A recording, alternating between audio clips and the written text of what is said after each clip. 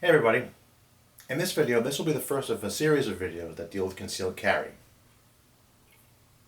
So concealed carry is a pretty hot topic these days in 2021 with all the unrest that's been going on in the country.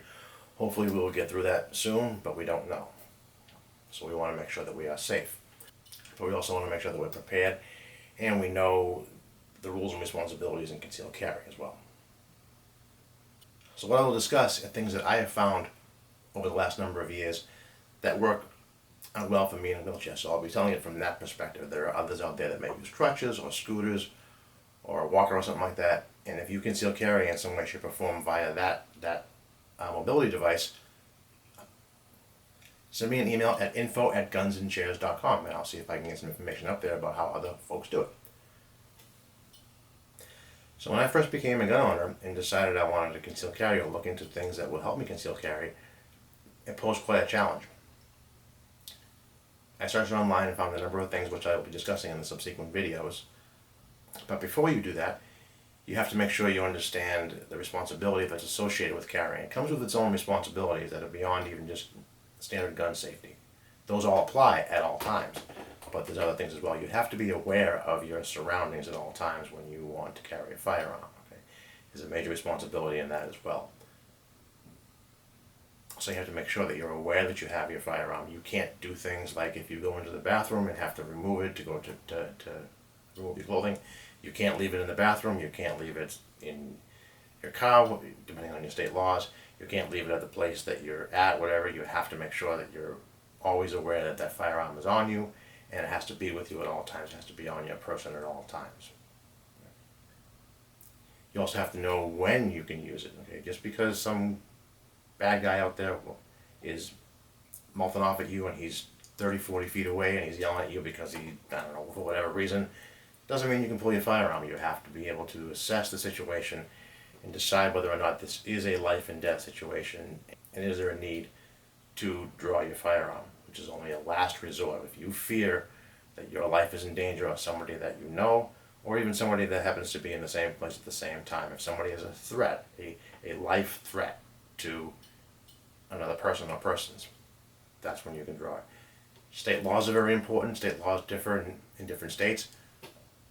Some will allow you to carry at certain places and not others. Some have storage laws when you're in your vehicle. Some have transport laws. So you have to know your state laws as well. It's very important. One good source is the United States Concealed Carry Association. I think it's uscca.com. They have a lot of videos on there that teach you about what you can do and what you can't do.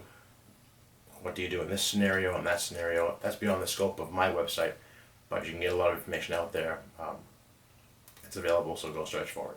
Always make sure you're learning. You're feeding your brain with information about what to do, what not to do, and rules, laws, and everything. You have to be able to understand everything that you're doing. So when you've made the decision that you want to carry a firearm, there's actually two different methods of carry. There's on-body and off-body. So on-body would be something that is actually on your person, a holster on your belt loop, which is tough for us to do because there isn't a lot of space here. So that actually isn't one way that I carry. Some of you, maybe you can, but even if you do carry a belt loop holster here, when you bend, it might bother you a little bit. And also sitting down too, on a consistent basis with some hook to your belt loop might be kind of difficult as well. It might get a little uncomfortable. So that actually is not a way that I've ever carried. It doesn't mean it won't work for other people out there, but it just doesn't work for me. But that is one way to on-body carry. Fanny pack is on-body. That could be off-body too if you put it on your shoulder. I'll have an example of that. But on-body is anything that's actually on your person.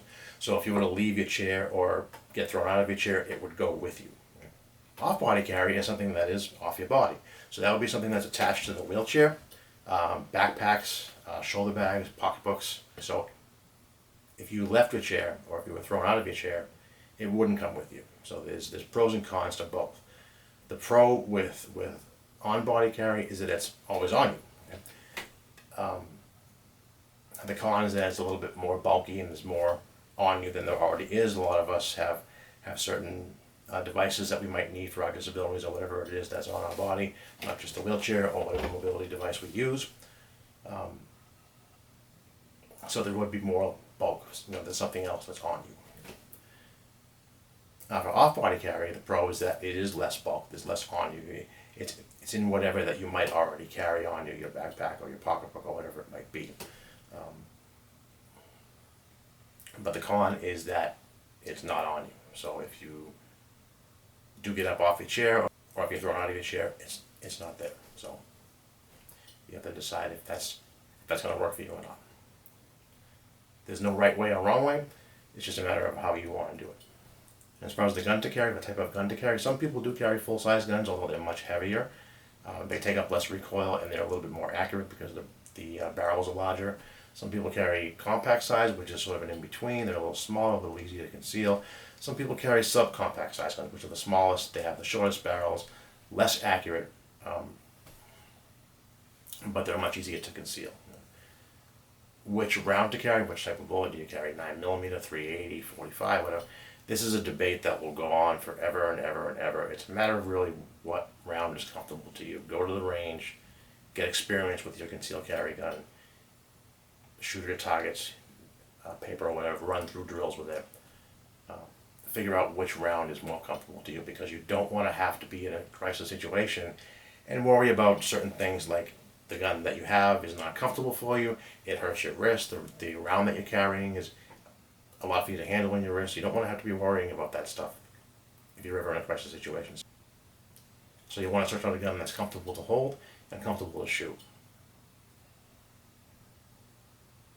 So that's the end of this video. Take a look at the other videos and let me know if you have any questions or comments or things you want to see at info@gunsandchairs.com.